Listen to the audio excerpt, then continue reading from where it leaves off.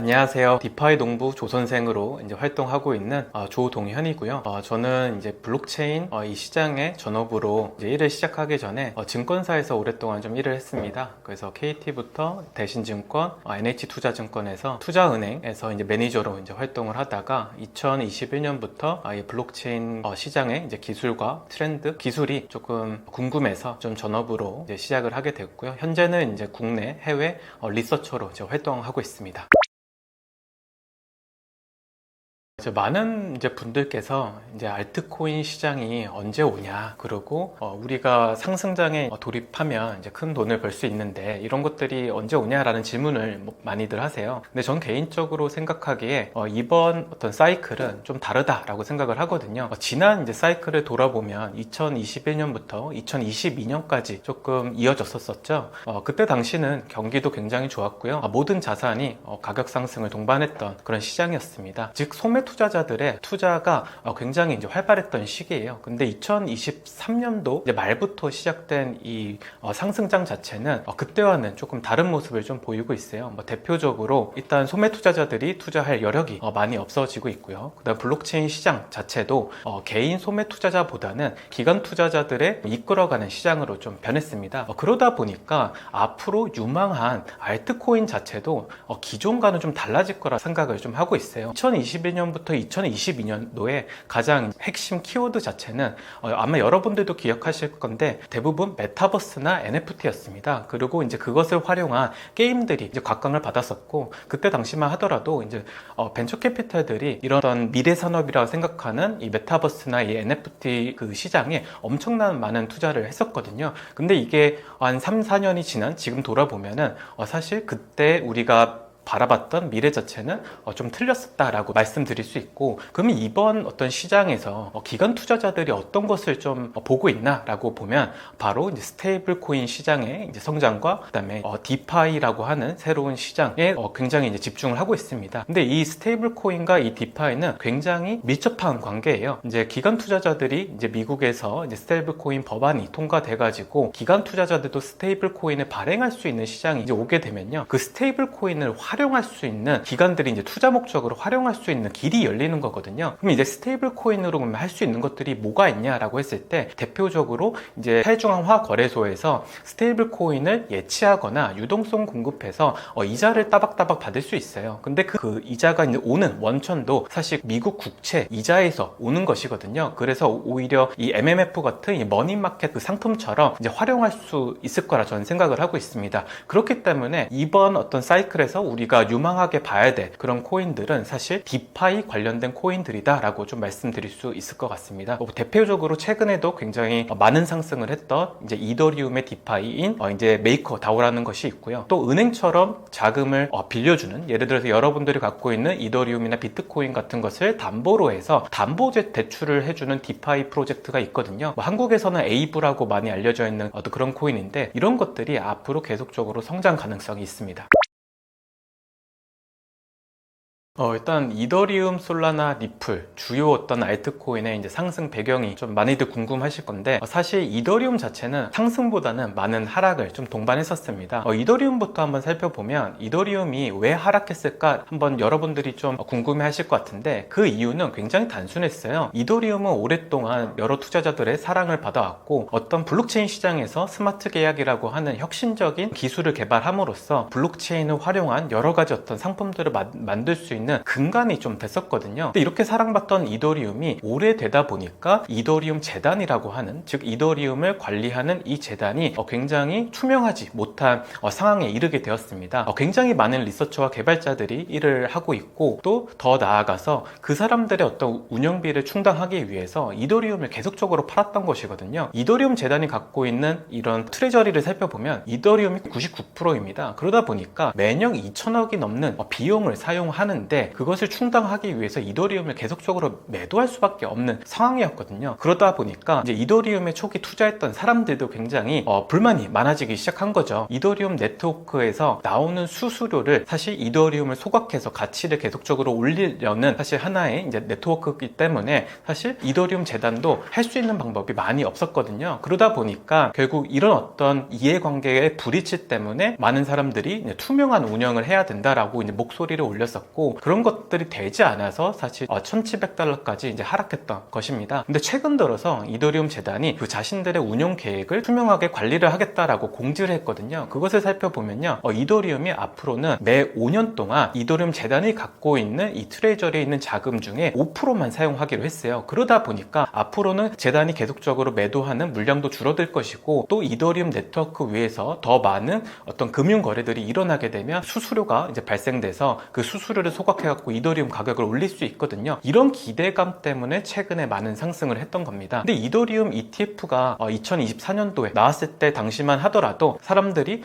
많은 기대를 했거든요. 기관 투자자들이 계속적으로 유입이 될 것이고 그 자금으로 이더리움도 오를 것이다 라고 예측을 했었는데 그런 것들이 잘 안 됐어요. 근데 그 잘 안 됐던 이유 자체가 바로 앞서 말씀드린 재단의 운영 자체가 굉장히 불투명했었다. 그리고 이더리움 재단의 이더리움 코인을 매도해서 운영을 이어갈 수밖에 없는 상황이었기 때문에 좀 그런 하락이 좀 오고, 그다음 기관 투자자들의 유입도 없었던 것 같습니다. 이제 앞서 말씀드린 것처럼 최근에 이더리움 재단이 운영 계획 자체를 발표했단 말이에요. 그러고 나서 이더리움 ETF에 기관 자금이 엄청나게 많이 들어오고 있고 지금도 이제 순유입을 계속적으로 기록하고 있습니다. 이런 것을 보면은 결국 기관 투자자들의 어떤 유입과 기관 투자자들이 주도하는 알트코인 시장이라는 걸 명확히 알 수 있죠. 솔라나 같은 경우도 동일하다 생각합니다. 솔라나가 최근에 민코인 거래가 활성화되면서 솔라나 가격이 굉장히 많이 올랐었거든요. 근데 이제 트럼프 코인과 멜라니아 코인이라는 어떤 영부인 코인이 이제 나오면서 사실 고점에서 굉장히 많은 하락을 좀 동반하고 있어요. 근데 지금 시점에서 이제 솔라나에게 사람들이 기대하는 거는 솔라나 ETF입니다. 아직 솔라나 ETF는 전문가들에 따르면 이제 이번 연도 이제 10월 달에쯤에 될 것이다 라고 하는 예측들이 많이 나오고 있거든요. 최근에는 이제 블룸버그 리서처들이 솔라나 ETF가, 그래서 저는 개인적으로 밈코인은 이제 블록체인 시장의 하나의 문화로 자리 잡았다. 그렇기 때문에 앞으로도 없어지지 않을 것이고 시총이 굉장히 큰 밈코인 자체는 앞으로도 계속 좋은 어떤 퍼포먼스를 보일 거다라고 저는 생각하는 입장입니다. 그다음에 이제 두 번째로 올해 안으로 될 것이다라고 하는 전망도 내놓고 있을 정도니까요. 그래서 이제 솔라나도 앞으로의 이제 가격 상승 자체는 기관 투자자들이 얼마나 많은 유입을 할 것인가, 이것이 가장 이제 중요한 요소이고요. 더 나아가서 미국 소매 투자자들이 솔라나를 활용해서 어떤 거래를 할 것인지도 굉장히 중요한 대목입니다. 솔라나 생태계에 되게 유명한 이제 디파이 프로토콜이 이제 주피터라는 것이 있는데 그 주피터가 이제 문페이라고 하는 소매 투자자들이 거래를 굉장히 쉽게 할 수 있는 이런 어떤 어플리케이션을 또 인수하기도 했거든요. 그런 인수했던 배경을 살펴보면 결국 미국 소매 투자자들은 솔라나를 활용해서 이제 페이먼트나 여러 가지 어떤 사업까지 확장할 수 있다는 사실 그 비전을 좀 봤기 때문에 그렇게 인수를 했다고 해요. 근데 그런 것들이 이제 기관 투자자와 소매 투자자들의 참여를 이끌어내면 솔라나의 또 가치는 좀 오를 것 같고요. 리플 같은 경우는 조금 아쉽게 됐습니다. 최근에 이제 리플 가격이 상승했던 요인은 명확히 이제 서클이라고 하는, 즉 USDC라고 하는 스테이블 코인을 발행하는 서클사를 인수할 거다라고 하는 기대감이 굉장히 많았거든요. 이 리플은 사실 이더리움보다도 먼저 사실 시장에 나왔던 코인입니다. 근데 리플 자체가 하려고 하는 비즈니스는 지금 스테이블 코인을 발행하는 회사와 동일했습니다. 왜냐면 기존까지만 하더라도 변동성 높은 알트코인을 해지할 수 있는 방안이 없었어요. 근데 스테이블 코인이 나옴으로써 누구나 알트코인을 스테이블 코인으로 바꾸면서 언제든지 자신의 포지션을 $1에 상응하는 어떤 스테이블 코인으로 위험, 그 변동성을 해지할 수 있게 되었거든요. 그 역할을 했던 게 사실 예전에 이더리움이 나오기 전에는 리플이었는데 리플 자체가 스테이블 코인 이제 발행사들과 이제 경쟁하는 입장이 되었기 때문에 최근에는 많이 올랐다가 또 많은 하락을 좀 동반하고 있는 것 같습니다. 일단 밈코인과 AI 코인, 사실 얼핏 들으면 굉장히 사기 같아요. 블록체인 기술과 이런 문화에 대한 이해가 없으면 사실 투자하기 굉장히 망설여지는 투자 어떤 섹터거든요. 근데 밈코인부터 한번 짚고 넘어가 보면 사람들이 밈코인은 그냥 투기 자산이라고 많이 알고 있습니다. 왜 그러냐면 뭐 귀여운 동물이나 여러 가지 어떤 이미지를 기반으로 해서 그냥 아무 의미 없이, 아무 어떤 사용처 없이 발행됐기 때문에 이거는 그냥 어떤 도박과 똑같은 거 아니냐라고 말을 하는데 굉장히 유명한 유명한 이제 밈코인들을 한번 떠올려 보시면요, 모든 어떤 밈코인들은 내러티브라는 게 있습니다. 이 내러티브라는 거는 여러분들이 잘 아시는 것처럼 스토리를 말하거든요. 근데 이 스토리와 블록체인의 기술이 결합된 것이 바로 밈코인이에요. 한 가지 예를 들어보면요, 여러분들이 사랑하시는 도지코인이 있죠. 도지코인 자체는 아무래도 그 투자자분들은 일론 머스크 때문에 많이들 아셨을 거예요. 일론 머스크가 오랫동안 사랑했던 밈코인이기 때문에 이번 어떤 대선에서도 이제 트럼프 대통령이 이제 되기 전까지 일론 머스크가 옆에서 굉장히 많은 지원을 했고, 그에 따라서 사실 도지코인도 엄청나게 올랐단 말이죠. 근데 이런 것들이 뭐 단순한 어떤 투기 자산이 아니라 이런 어떤 서사를 갖고 그 서사와 블록체인이 결합해서 결국 토큰화를 만들어낸 것이거든요. 이게 굉장히 핵심입니다. 이게 어떤 이야기냐면, 블록체인의 가장 큰 기술은 어떤 거래의 어떤 네트워크도 아니고요, 모든 자산을 토큰화할 수 있는 게 가장 큰 핵심입니다. 여러분들이 요즘 RWA, 즉 실물 자산을 토큰화 한다는 말들을 많이 들으실 건데, 그 뒤에 있는 토큰화라는 기술이 사실 블록체인이 갖고 있는 가장 큰 잠재력이고 가장 핵심 기술이에요. 근데 이 문화와 스토리, 그것을 그 블록체인 기술인 토큰화랑 결합한 것이 밈코인인 것이거든요. 그래서 최근에 이제 트럼프 대통령 코인이 나왔을 때도 큰 상승을 할 수 있었던 거는, 트럼프 대통령이 여러 우여곡절 속에서 사실 대통령에 당선이 됐고, 그런 어떤 서사를 블록체인 기술로 토큰화를 했기 때문에 20조 원이 넘는 사실 가치를 한때 받았던 코인이거든요. 그만큼 사실 밈코인 자체는 이 블록체인 시장에서 일을 하는 여러 가지 어떤 사람들의 문화, 그리고 개개인 어떤 사람들의 어떤 서사들을 그 블록체인 기술로 토큰화한 것이라고 생각하시면 될 것 같고, 그렇기 때문에 많은 사람들이 굉장히 좋아하는 하나의 어떤 코인인 것 같아요. 근데 트레이더 입장에서는 밈코인이 굉장히 유용합니다. 왜냐면 변동성이 크잖아요. 변동성이 커야지만 이 어떤 트레이더들 자체는 수익을 벌 수 있기 때문에, 사실 이런 밈코인 변동성을 이용해서 투자 수익을 올리는 사람들이 많고, 그런 어떤 투자자들은 대부분 미국 기반에 있습니다. 그렇기 때문에 밈코인 자체가 미국 시장하고 굉장히 밀접한 관계가 있는 것이고, 그래서 저는 개인적으로 밈코인은 이제 블록체인 시장의 하나의 문화로 자리 잡았다. 그렇기 때문에 앞으로도 없어지지 않을 것이고, 시총이 굉장히 큰 밈코인 자체는 앞으로도 계속 좋은 어떤 퍼포먼스를 보일 거다라고 저는 생각하는 입장입니다. 그다음에 이제 두 번째로 우리가 살펴봐야 될 것은 이제 AI 코인이죠. 이제 아무래도 2024년도 이제 초반부터 이 블록체인 시장에서 일을 하고 있는 리서처들이 블록체인과 AI 만남이 어떻게 펼쳐질지를 굉장히 많은 좀 논의를 했었어요. 그때 이제 당시 리서처들이 갖고 나왔었던 논리는 어떤 것이었냐면요, 인공지능과 이 블록체인은 서로 상호 보완 관계에 있다고 봤거든요. 블록체인이 가장 갖고 있는 단점은 뭐냐면요, 사업에 대한 확장성이 없다는 것입니다. 너무 느리고 너무 어렵죠.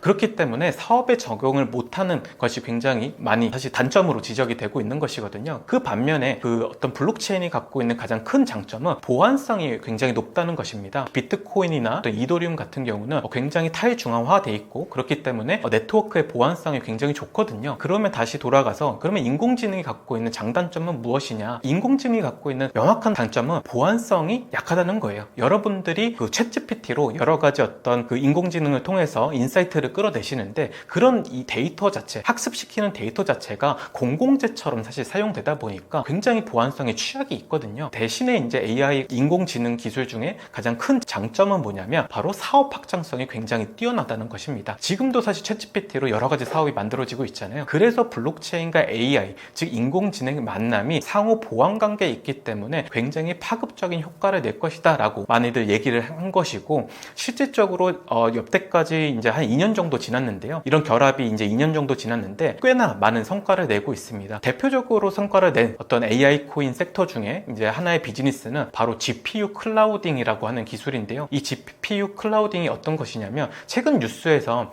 GPU가 부족하다라는 말 많이 들으시잖아요. 뭐 그래픽카드가 부족하고 GPU가 부족하고, 그렇기 때문에 어떤 중소기업들이나 대기업들이 인공지능을 학습시키기 위한 이런 어떤 자원이 부족하다라는 말을 많이 들으실 건데, 그런 어떤 부족한 GPU를 클라우드 형식으로 빌려주는 사업이 있어요. 그것을 블록체인 기반으로 하고 있거든요. 대표적으로는 여러분들이 아마 아실 어떤 그 아이오넷이라고 하는 어떤 코인도 있고요. 그 다음에 에이셔라고 하는 대표적인 어떤 그 GPU 클라우딩 어떤 서비스도 있습니다. 이 어떤 블록체인 기반의 그 GPU GPU 클라우딩 서비스들은 재밌게도 아마존 클라우드 서비스, 그 다음에 아마존이 제공하는 이런 GPU 어떤 제공하는 서비스들보다 비용이 굉장히 저렴해요. 그렇기 때문에 중소기업들이 이용하기 굉장히 좋거든요. 그래서 이제 2024년도 말부터 현재까지 굉장히 많은 매출을 좀 내고 있고, 에이셔 같은 경우는 보도된 자료로 따르면 1년 동안 누적 매출 자체가 3억 달러에 이른다고 발표하기도 했습니다. 그만큼 사실 AI와 블록체인 만남으로 실질적인 어떤 사업과 그 다음에 수익 창출을 하는 기업들이 하나씩 보이는 걸 보면은, 지금 현재는 그 알트코인 시장이 굉장히 불안하지만 이런 어떤 코어 기술들 덕분에 나중에는 이 AI 코인들도 큰 상승을 할 수 있다고 저는 생각하고 있습니다. 네, 이제 한국에서 가장 사랑하는 코인이 뭐냐? 그러면 이제 비트코인도 아니고 사실 이더리움도 아닙니다. 대부분 알트코인을 많이들 사랑하시죠. 근데 이게 굉장히 특이한 현상이에요. 미국 시장에 있는 코인베이스만 살펴보더라도 한 주간 가장 거래량이 높은 코인은 항상 비트코인입니다. 근데 한국 업비트나 비스움 같은 거래소를 살펴보면요, 항상 한 주간의 거래량이 높은 코인은 다른 알트코인들이에요. 그렇기 때문에 한국 시장이 알트코인의 어떤 허브 역할을 하고 있다. 굉장히 투자자들이 알트코인을 사랑한다라는 게 이 업계의 하나의 정설입니다. 근데 우리가 알트코인을 투자를 할 때 많은 분들이, 제 가족도 그렇고 제 친구들도 그렇고, 사실 공부를 하기보다는 급등하는 알트코인들을 그냥 사고 거기서 이익을 볼 때도 있지만 손해를 좀 많이 보거든요. 그렇기 때문에 우리가 알트코인을 선정하는 방법과 이런 어떤 평가해야 되는 요소들을 좀 알아봐야 됩니다. 앞서 말씀드린 대로 이번 시장 자체는 모든 자산, 모든 알트코인이 다 같이 올라가는 시장은 아니에요. 기관 투자자들이 주도하는 시장이기 때문에 명확히 기관 투자자들이 좋아하는 좀 섹터가 정해져 있고요. 그렇기 때문에 거기에 맞는 어떤 코인들을 좀 봐야 되고, 그 어떤 코인들이 어떤 기술적 가치를 갖고 있는지 좀 살펴봐야 되거든요. 근데 이제 우리가 너무 많은 것들을 검토하고 투자는 할 수 없잖아요. 그렇기 때문에 오히려 여러분들이 이제 알트코인을 투자하실 때는 전 개인적으로 이제 명확한 스토리가 있는지 좀 확인을 하시길 좀 당부드리고 싶어요. 그러면 이런 어떤 스토리가 뭐냐?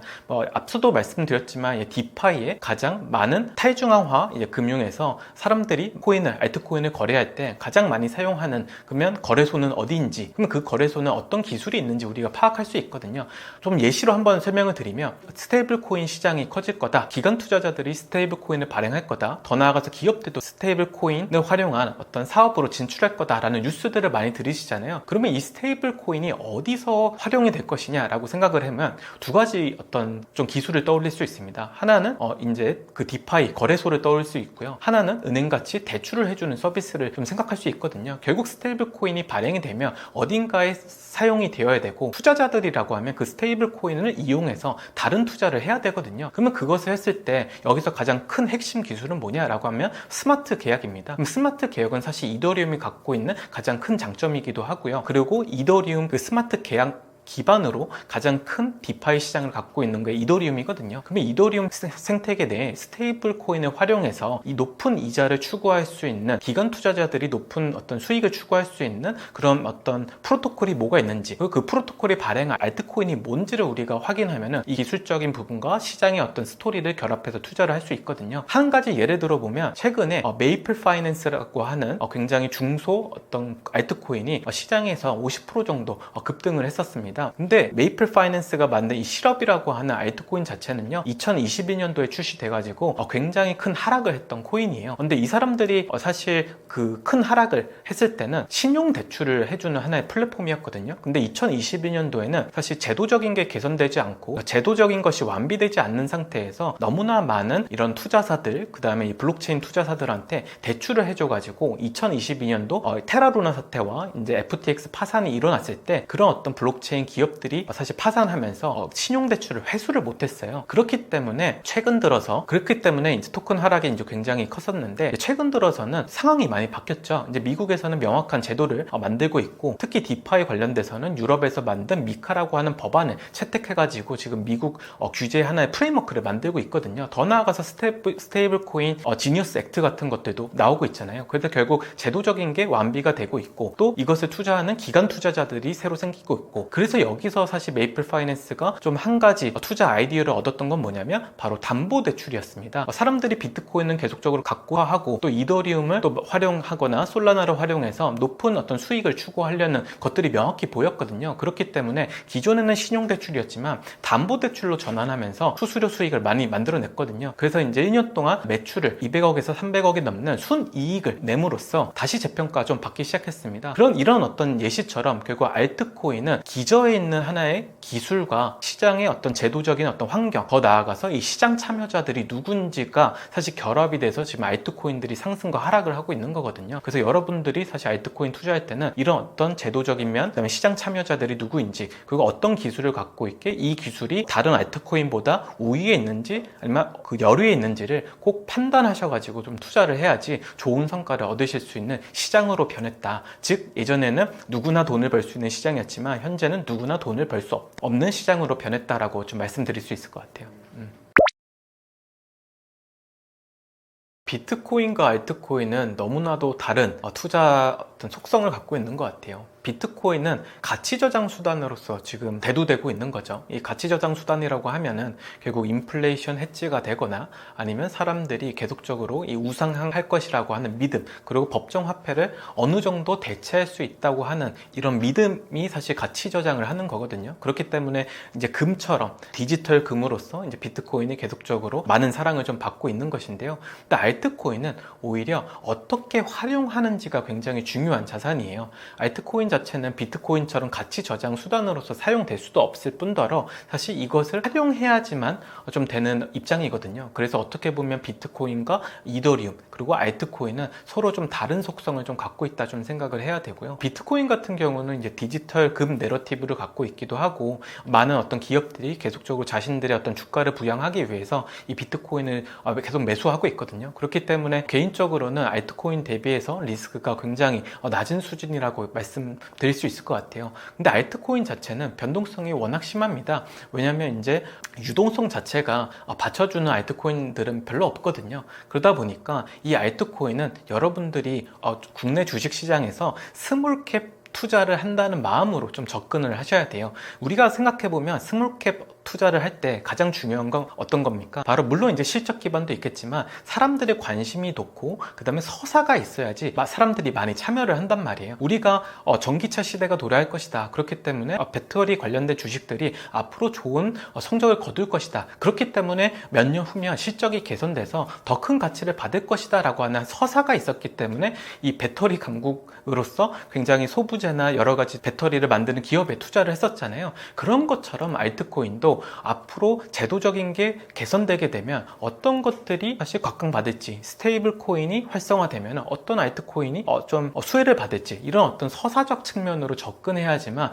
사실 투자적으로 좋은 성과를 얻을 수 있을 뿐만 아니라 리스크 관리가 될 수 있다고 저는 생각합니다. 우리가 사실 전기차에 대한 미래를 낙관적으로 봤고 배터리의 미래를 너무나 낙관적으로 봐서 사실 국내 시장에서도 이 배터리 관련된 주식으로 굉장히 큰 손실을 보신 분들이 있으시잖아요. 그런 것들이 뭐냐면 변하는 내러티브를 너무 맹신했거나 캐치를 못했기 때문이거든요. 이 변화를 캐치 못했기 때문에 결국 손실을 봤던 거거든요. 근데 그런 것처럼 알트코인도 그 시장에서 만드는 이 서사와 내러티브를 이용해서 사실 투자 수익을 올릴 수 있고, 이런 것들이 이제 변했을 때는 그 손실을 감내하더라도 철저하게 리스크 관리를 하는 좀 습관을 들여야지만 계속적인 투자를 이어갈 수 있다고 저는 생각하고 있습니다. 일단 알트코인 시장이 어떤 섹터가 있는지부터 말씀을 드려야 될 것 같은데, 크게 우리가 구분을 할 때는요, 인프라 섹터와 어플리케이션 섹터를 좀 크게 분류를 합니다. 그 인프라 섹터는 뭐냐? 여러분들이 많이들 아시는 이더리움이나 비트코인, 그 다음에 솔라나 수이 같은 어떤 레이어 1이라고 부르는 블록체인 네트워크를 말하는 것이고요. 그 반면에 애플리케이션들은 그 레이어 1 위에서, 즉 블록체인 네트워크 위에서 여러 가지 금융 활동을 하거나 아니면 문화적 활동을 할 수 있는 이런 앱들을 말하는 겁니다. 그래서 사실 크게는 인프라와 어플리케이션 섹터로 나뉜다라고 보시면 될 것 같고요. 근데 최근에 들어서 조금 바뀌고 있는 그 트렌드가 있습니다. 그것은 뭐냐면 인프라보다는 어플리케이션들이 훨씬 더 가치 상승이 클 것이다 라고 하는 전망들이 많이 나오고 있어요. 그 이유는 뭐냐면 블록체인 시장 자체가 처음 태동됐을 때는 인프라들이 너무나 부족했습니다. 2017년부터 사실 여러분들이 아시는 많은 알트코인들이 시장에 나왔었고 그것을 활용해서 금융활동을 할 수 있었거든요. 근데 2016년부터 2024년까지 모든 캐피탈리스트들이 전부 다 인프라에만 투자를 했어요. 왜냐면 그때까지만 하더라도 어플리케이션들이 성공할 수 있는 확률보다 인프라가 성공할 수 있는 확률이 굉장히 높았기 때문이죠. 그래서 여러분들이 시총을 한번 비교를 해보시면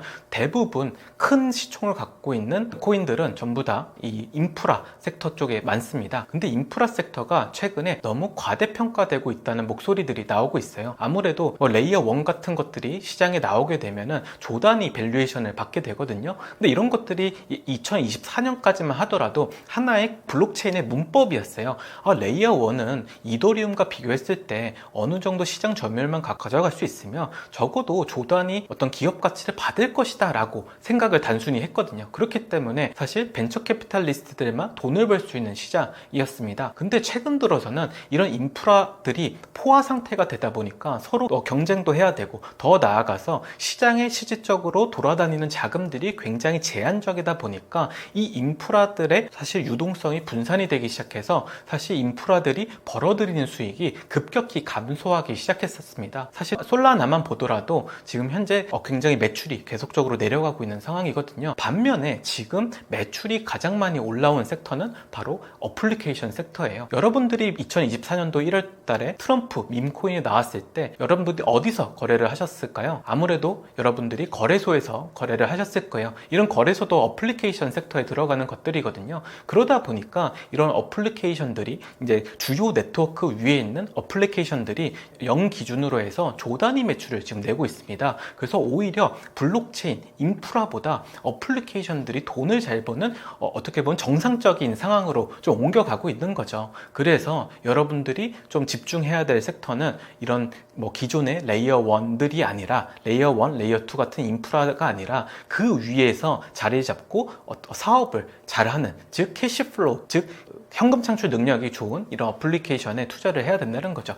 블록체인 시장은 이런 어떤 현상들이 지금 일어났지만 사실 인터넷 시장을 한번 생각해 보시면요, 이 흐름이 굉장히 쉽게 이해하실 수 있습니다. 기존의 인터넷 시장이 커지지 않았을 때는 전부 다 인프라를 제공하는 기업들이 돈을 많이 벌었거든요. 대표적으로 통신사들이죠. 여러분들이 인터넷을 활용할 때 인터넷을 구독해야 되고 그 구독비를 가지고 인터넷을 사용해야 되고 사용료를 지급해야 되고 그 사용료를 가지고 굉장히 통신사들이 오랫동안 좋은 수익을 냈거든요. 근데 지금 돌아보면 그런 인프라를 제공하는, 인프라 서비스를 제공하는 기업들보다 여러분들이 사용하시는 메타가 제공하는 인스타그램이나 틱톡 같은 어플리케이션들이 인프라 기업보다 훨씬 더 큰 가치를 받잖아요. 그런 것처럼 블록체인 시장도 지금 변하고 있다고 여러분들은 생각하시면 되고, 앞으로 코인 투자를 하실 때도 인프라보다는 어플리케이션 쪽에 더 많은 집중을 해야 된다라고 말씀드릴 수 있을 것 같아요.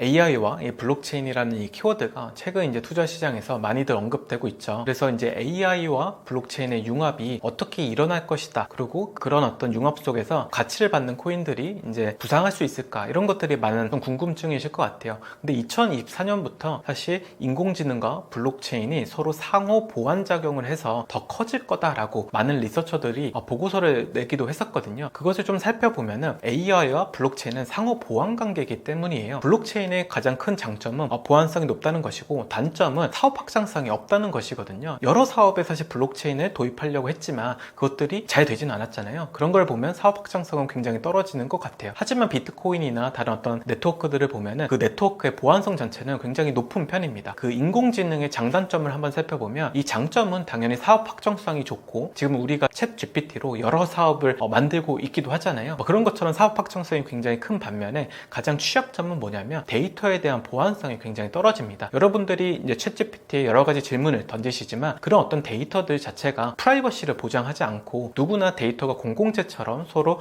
교환됨으로써 다른 어떤 인공지능이 학습할 수 있는 구조로 되어 있거든요. 그렇기 때문에 AI가 프라이버시 문제뿐만 아니라 어떤 이런 데이터 보안성에 굉장히 취약하다라는 게 업계 사람들이 이제 말씀하시는 것들입니다. 그러면 이 AI와 이 블록체인이 서로 결합을 하게 된다면 굉장히 높은 확장성을 유지한 채 데이터에 대한 보안도 가져갈 수 있거든요. 그렇기 때문에 사실 이 시장이 앞으로 굉장히 커질 수 있는 잠재력이 있다고 좀 생각이 됩니다. 한 가지 예를 좀 설명드리면 최근에 스토리 프로토콜이라고 하는 하나의 레이어 1이 나왔어요. 근데 스토리 프로토콜이 왜 나왔냐면 이 AI가 계속적으로 인공지능이 데이터를 학습을 해야 되는데 우리의 가장 큰 문제는 뭐냐면 이 데이터가 누가 만든 것인지 모른다는 거예요. 그렇기 때문에 데이터가 무차별적으로 인공지능의 학습이 되더라도 이 데이터의 원소유주 자체는 어떠한 인센티브를 받을 수 없거든요. 근데 이게 굉장히 중요하다는 거예요. 그래서 이 스토리 프로토콜 자체는 이것을 블록체인 기술로 한번 해결해 보자. 모든 데이터에다가 색인을 매기고 그 색인 매긴 거를 계속적으로 블록체인에서 추적할 수 있다면 결국 인공지능이 데이터를 학습할 때 이 데이터가 누구의 소유인지를 명확히 할 수 있고 더 나아가서 데이터를 사용했기 때문에 그에 대한 사실 비용도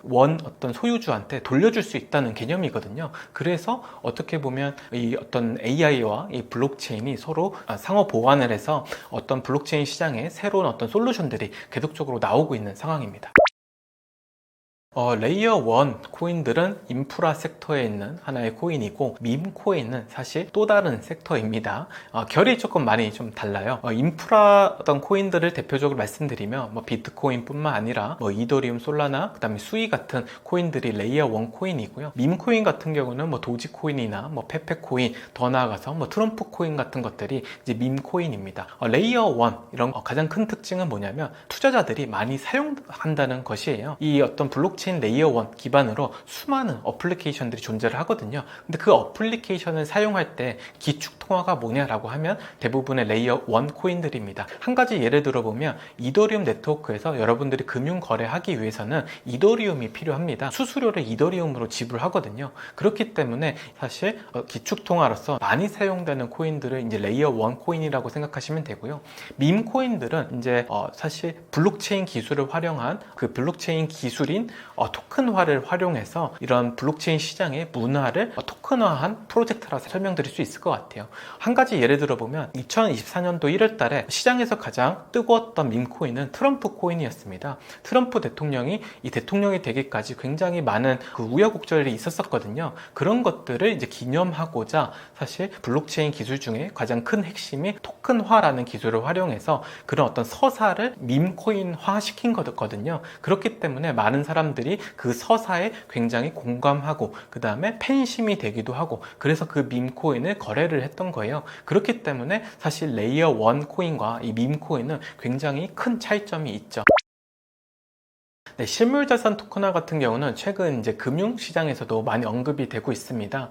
이제 RWA라고 하는 섹터인데요. RWA 자체는 Real World Asset의 줄임말입니다. 이 RWA가 언제 탄생하게 됐냐면 재밌게도 여러분들이 코인에 관심 없었던 2023년도에 태동하게 되었어요. 2023년도는 비트코인이 3천만 원도 안 한 그런 시기였고 투자자들이 이 시장에 굉장히 많은 실망을 해서 떠나던 하나의 시기였거든요. 근데 그때 당시에 이제 개발자들이 이 디파이 시장, 이 탈중앙화 이 금융 시장에서 사실 사람들의 어떤 유동성 공급이 많이 없다 보니까 그러면 투자자들을 어떻게 유치를 할까 고민을 하다가 사실 만든 게 실물자산 토큰화였어요. 그래서 이제 처음 실물자산 토큰화를 시도했던 거는 메이커다오라고 하는 이더리움의 대표적인 디파이였고요. 메이커다오는 그때 당시에 어떤 아이디어가 있었냐면요. 그 디파이 시장의 금리 자체가 굉장히 낮기 때문에 사람들이 아무도 이 디파이 프로토콜 거래소에 이더리움을 예치하지 않으려고 한다. 그럼 그 사람들이 이더리움을 사서 예치를 시키려면 높은 이자를 제공해야지만 되는데 그 높은 이자를 사실 만들 수 있는 방법이 없었거든요. 그래서 이들이 생각한 거는 미국 국채를 사서 거기서 나오는 이자 수익을 토큰을 가진 사람들한테 그 배분하게 되면은 그 이더리움을 예치한 사람들이 적어도 4% 이상의 수익을 가져갈 수 있다. 그러면 4% 이상의 수익이 나오게 되면 투자자들도 다시 디파이 시장에 돌아와서 이더리움 뿐만 아니라 다른 알트코인들을 예치할 것이다 라고 하면서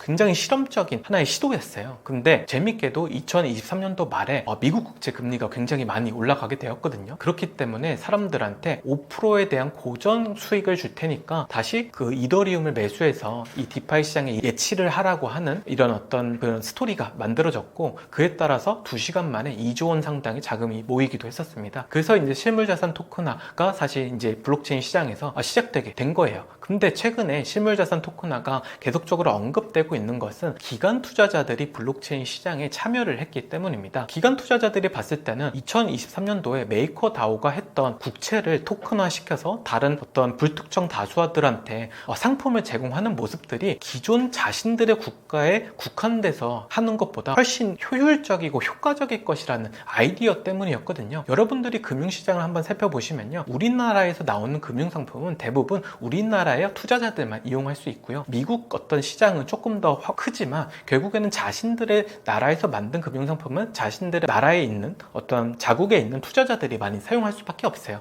근데 이런 바운더리 자체를 없애버리면, 규제의 어떤 장벽들을 없애버리면 한 가지 어떤 상품 자체가 전 세계에 있는 투자자들한테 사실 유통될 수 있는 하나의 큰 길이 열리는 거거든요. 그래서 이 부분을 사람들이 굉장히 좋게 봤습니다. 그래서 이제 대표적으로는 이제 세계에서 가장 유명한 자산 운용사인 블랙록도 이 점을 블록체인 기술을 활용해서 한번 해보자 라고 해서 실물자산 토큰화를 하는 펀드를 출시하게 됐죠. 그 펀드가 바로 비들 펀드입니다. 비들 펀드 자체는 결국 국채나 현금성이 좋은 자산들만 계속적으로 이 펀드에 편입을 하고, 그 펀드의 수익 증권 역할을 하는 이 코인을 갖고 있으면 배당을 해주거든요. 근데 이 비들에 참여할 수 있는 사람들은 이런 KYC라고 하는 절차만 거치면 누구나 참여를 할 수 있어요. 어떤 국가에 있는 기관 투자자들도 다 참여를 할 수 있게 만들어 놨습니다. 그래서 굉장히 빠른 어떤 속도로 이 상품이 전 세계에 있는 투자자들한테 사실 팔리게 된 거죠. 이런 것들이 하나하나 사실 처음에는 굉장히 실험적인 걸로 시작했지만 금융기관들이 이제 상품화 시키면서 사실 이 실물자산 토큰화라는 것이 시장에 굉장히 많은 좀 사랑을 받게 된 것 같고, 실물자산 토큰화가 이제는 미국 국채뿐만 아니라 더 나아가서 부동산이나 어떤 기업들의 회사채 같은 것들로 좀 넘어가고 있는 시점인 것 같아요. 그래서 이런 것들이 활발하게 되게 되면 결국 앞서 말씀드린 인프라, 즉 레이어 1들이 많이 사용되기 때문에 그런 코인들의 어떤 유틸리티가 보강돼서 더 많은 가치 상승을 할 수 있다는 것이 시장의 논리이기도 하고요. 그 다음에 제가 이제 가장 좋게 보는 거는 결국 기관 투자자들의 참여가 이제 많으면 많아질수록 이 시장 자체가 계속적으로 성숙해진다는 것이거든요. 결국 제도도 개선되고 그 다음에 참여자들도 성숙하고, 그러다 보면은 예전처럼 투기적인 시장보다는 진짜 금융권 내에서 인정한 하나의 또 시장으로 인정받을 수 있을 것이다 라고 저는 생각하고, 사실 장기적으로 보면은 가야 될 방향이라 저는 생각하고 있어요. 그렇기 때문에 이 실물자산 토큰화, 즉 RWA 시장에도 굉장히 큰 의미가 있다라고 여러분들께 좀 전달드릴 수 있을 것 같습니다. 이 블록체인 시장이 사실 역사가 굉장히 짧습니다. 비트코인만 보더라도 2009년부터 나왔던 자산이고, 사람들이 이 비트코인이라는 자산과 이런 이더리움, 솔라나를 이제 알게 된 거는 사실 2015년부터거든요. 그렇게 되면 사실 2015년부터 지금까지 10년밖에 안 된 굉장히 성숙되지 않은 시장이에요. 그러다 보니까 초기에는 아무도 이런 기술을 좀 개발하고 신사업을 하고자 하는 스타트업들한테 지원을 많이 안 해줬었거든요. 그렇기 때문에 벤처 캐피탈들의 역할이 굉장히 중요했습니다. 높은 위험을 감수하더라도 이 기술적 발전에 대한 믿음이 있는 사람들이 여러 스타트업 기업들한테 투자를 해줌으로써 지금까지 기술 개발에 계속적으로 이어올 수 있는 거거든요. 근데 그 반면에 이 벤처 캐피탈들이 워낙 옛날부터 투자를 많이 하다 보니까 큰 수익을 얻게 되었어요. 이더리움만 보더라도 사실 발행됐을 때부터 지금까지 수익률을 따져보면 거의 100배 이상 오른 코인이거든요. 그렇게 되면 벤처 캐피탈들이 계속적으로 이제 자산 규모가 늘어나고, 그리고 이 사람들이 자신들이 이제 성공한 어떤 방식을 답습하다 보니까 최근 들어서는 결국 벤처 캐피탈들이 투자한 것들이 상장되고 나서 급하락하는 좀 현상이 많이 일어나게 됐습니다. 벤처 캐피탈이 초반에 이제 투자하게 되면요, 밸류에이션이 1억 달러에서 사실 5억 달러 미만이 사실 그 일반적인 그 밸류에이션이에요. 근데 이런 유명한 어떤 그 인프라들이 그 바이낸스나 어떤 세계적인 거래소에 상장이 되게 되면 적어도 어떤 2조 원 가치가 넘어가는 현상을 보이거든요. 그러면 사실 벤처 캐피탈들은 코인이 상장되고 나서 이 코인들을 계속 수익화할 수밖에 없게 되는 거예요. 왜냐면 자신들은 1억 달러에 투자를 했는데 이게 시장에서 2조 원의 가치를 만약에 받게 되면요, 그러니까 1,000억에 투자했는데 2조 원이 되면 결국 그 사람들은 20배의 수익을 얻은 거거든요. 그렇기 때문에 이 토큰을 받을 때마다 계속적으로 매도할 수밖에 없죠. 그래서 최근 들어서 이 바이낸스나 어떤 유명한 업비트, 빗썸의 그 초기 상장된 이런 프로젝트들이 계속적으로 가격 하락이 동반되는 이유기도 합니다. 그래서 최근에 이제 좀 변하고 있는 트렌드는 뭐냐면, 벤처 캐피탈들이 투자한 밸류에이션으로 일반 소매 투자자들도 참여할 수 있게 해달라라는 목소리가 높아졌고요. 그래서 다시 2017년 같은 ICO들이 많이 성행을 하고 있어요. 그래서 어떻게 보면 벤처 캐피탈들이 초반에는 이 시장을 만들고 이 기술 개발을 지금까지 이끌어 반면에, 그 반대급부로 결국 여러분들이 높은 밸류에이션이 됐을 때 이 벤처 캐피탈들이 갖고 있는 코인을 팔아서 여러분들이 손실로 일어나고 있는 것이죠. 그런 어떤 변화들이 결국 생태계에는 엄청난 좀 영향을 미치고 있는 것 같고요. 그래서 사실 벤처 캐피탈들이 최근에는 좀 많이 없어지고 있습니다. 왜냐면 더 이상은 시장이 그만큼 성숙했기 때문에 높은 수익을 추구할 수 없거든요. 그래서 사실 오랫동안 해온 벤처 캐피탈 아니면 지금 계속적으로 폐업을 하고 있는 상태고, 또 이런 과정을 좀 겪으면서 시장도 조금 더 성숙하고 좀 일반적인 상황으로 좀 변할 것 같아요.